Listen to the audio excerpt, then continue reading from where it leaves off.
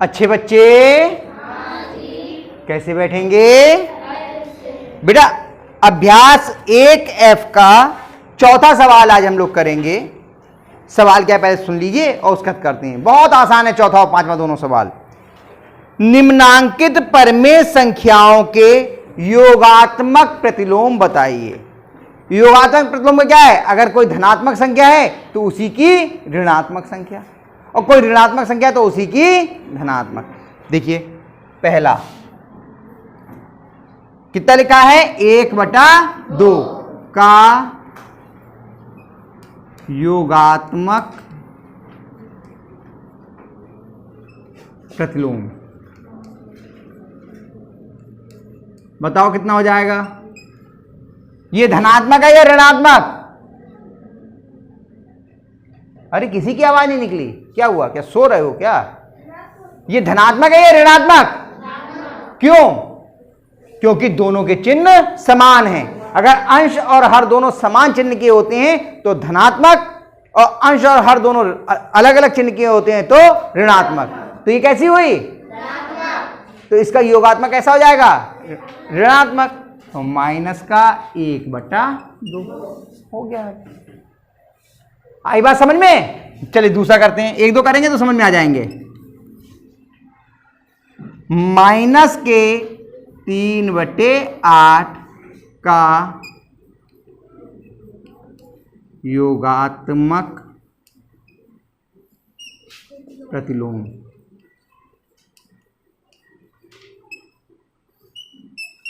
बताओ ये धनात्मक है या ऋणात्मक? तो इसका योगात्मक प्रतिलोम कैसा हो जाएगा? कितना हो जाएगा?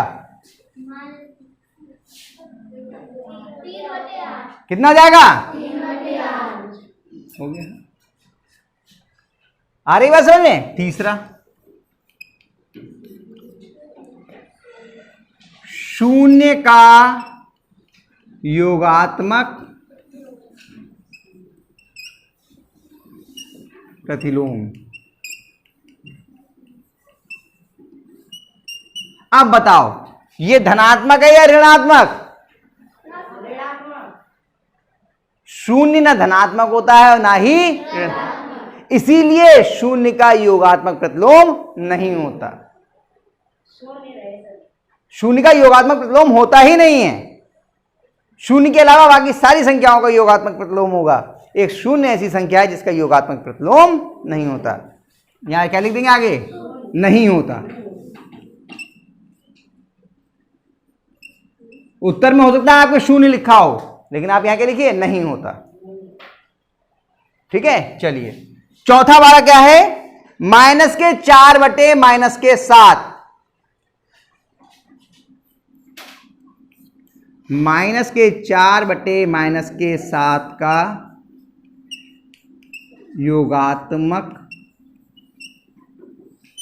प्रतिलोम।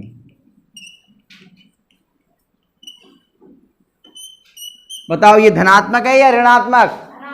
धनात्मक, क्योंकि दोनों के चिन्ह समान हैं। अंश भी ऋणात्मक है और हर भी ऋणात्मक, यह भी हमने बताया था। तो इसका योगात्मक प्रतिलोम धनात्मक होगा या ऋणात्मक? ऋणात्मक, क्योंकि ये धनात्मक है। कितना हो जाएगा? माइनस के 4/। आगे बात समझ में? चलिए पांचवा सवाल करते हैं। चौथे के तो 4 खंड थे, चारों कर दिए मैंने। पांचवें में निम्नांकित परमेय संख्याओं के गुणात्मक प्रतिलोम बताने हैं। और गुणात्मक प्रतिलोम में क्या करते हैं? पलट देते हैं। अंश को हर और हर को अंश। चिन्ह नहीं बदलते, चिन्ह बदलते हैं हम योगात्मक प्रतिलोम में। अगर धनात्मक है तो धनात्मक रहेगा और ऋणात्मक है तो ऋणात्मक। तो कितना लिखा है? 8/13 का गुणात्मक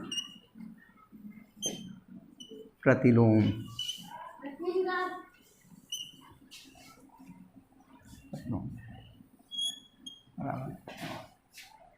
कितना हो जाएगा? बताओ।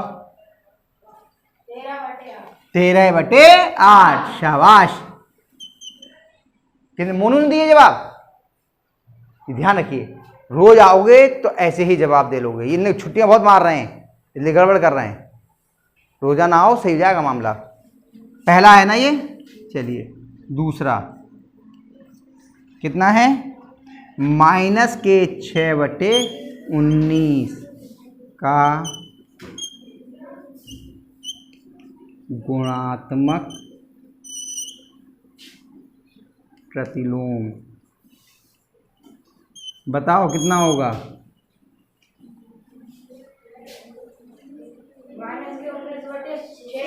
हाँ, चाहे माइनस के 19/6 लिख दो या 19/-6 लिख दो, चाहे -19/6 लिख दो, ऋणात्मक होनी चाहिए, क्योंकि ये ऋणात्मक है तो ये भी ऋणात्मक ही होगी। और अंश का हर, हर का अंश। बाकी करवाऊंगे, अपने आप करोगे? बोलो जल्दी से, कर लोगे? अब बस छठे में देखो, छठे में हल करने के बाद करना है। छठे में करने के बाद हल भी कर देना। लो छठा कर दे रहा हूं, बाकी अपने आप कर लेना, ठीक है। छठा कितना है, 2/5 गुणा 9/4 का गुणात्मक प्रतिलोम।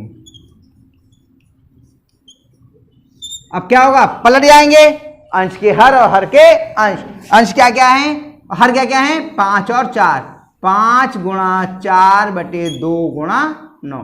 भाई ये दोनों अंश थे, ये हर में चले गए, ये दोनों हर थे, ये अंश में। अब देखो कट रहा है, 2 एकम 2, 2 दूनी, तो कितना जाएगा, 5 दूनी 10, 10/9।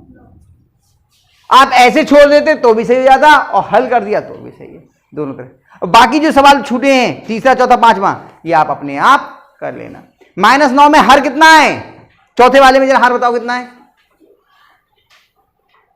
जब हर कुछ नहीं होता तो क्या होता है, तो क्या हो जाएगा इसका गुणात्मक प्रतिलोम, 1/, बिल्कुल सही है। कर लोगे, बाकी कर लीजिए और फिर कॉपी चेक करा लीजिए। अभ्यास आपकी खत्म हो गई। अभी मौका लगा तो मैं अगली अभ्यास आज ही शुरू करवा दूंगा आपकी। करिए, शुरू कर लीजिए, इसको उतारिए।